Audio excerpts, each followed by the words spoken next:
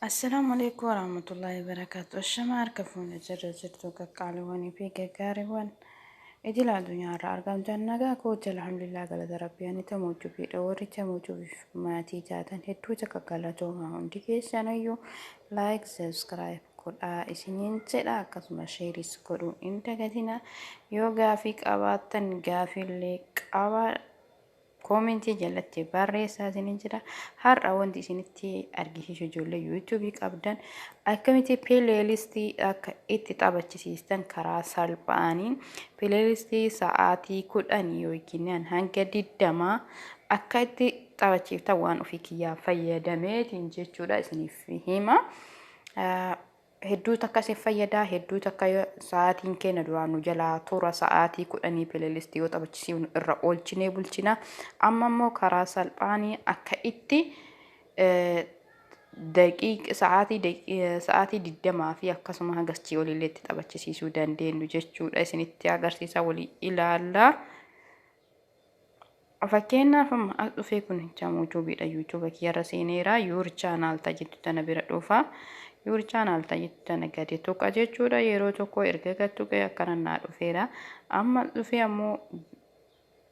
viidiyoowwan kiyya amma fakkeenyaaf asif viidiyoo jedha asif pileelistii jedha pileelistii yoo hidhachuu barbaade yoo viidiyoo irratti taphanuu barbaade viidiyoo irratti akkana godhaa banaa viinoo amma fakkeenyaaf viidiyoo kana hin argitanii viidiyoo kana irratti erga banee viidiyoon kun akkanatti naa dhufee jira jechuudha hin hojjalaanis kiyyuma erga viidiyoon kun naa dhufee al tokko viidiyoo kana iddoo isaa keessa gattuqa yoo iddoo keessa gattuqe Assalamu alaikum warahmatullahi wabarakatuh. Tuqaan sadi'iituun asitti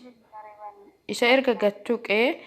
tuqaan sadii kinoo as gubbaa kanarratti hin dhufti jechuudha. Erga tuqaan sadi'iituun dhuftee tuqaa sadii tana al takka gadi tuqaa al takka erga gadi tuqee barreeffamni akkana jedhu riipoorti kinoo kunniin hundi isaa naa dhufa jechuudha yoo naa dhufe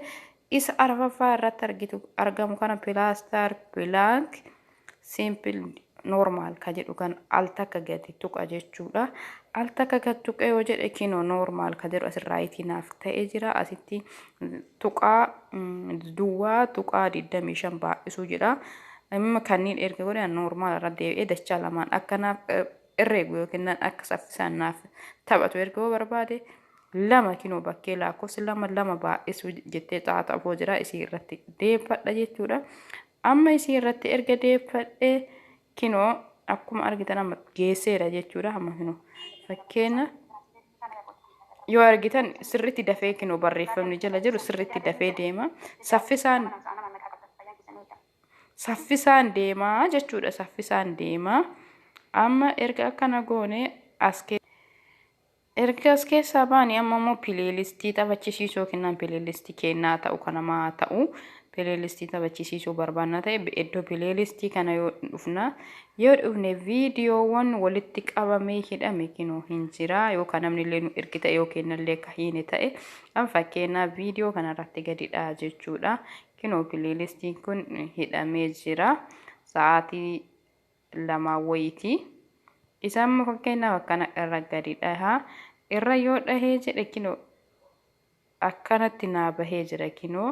barreeffamni kun saffisaan naa deemaa jiru amma immoo akkuma kaanii tuqaa sadiin tana dhufee gadidha jechuudha erga tuqaa sadiin san gadidha yetti kinoo as dhufee akkuma sanii normaal ka jedhu kanarratti gadi deebisa yoo deebisee jedhe kinoo akkuma kanatti ammas baay'isuu fi lama baay'isuun naa dhufti isii irra gadidha jechuudha irratti naaf dhaamee jira irratti naa hidhamee jira jechuudha amma barreeffamni dura deemaa jiru saffisaan deemaa jiru amma immoo kun saffisaan deemaara jechuudha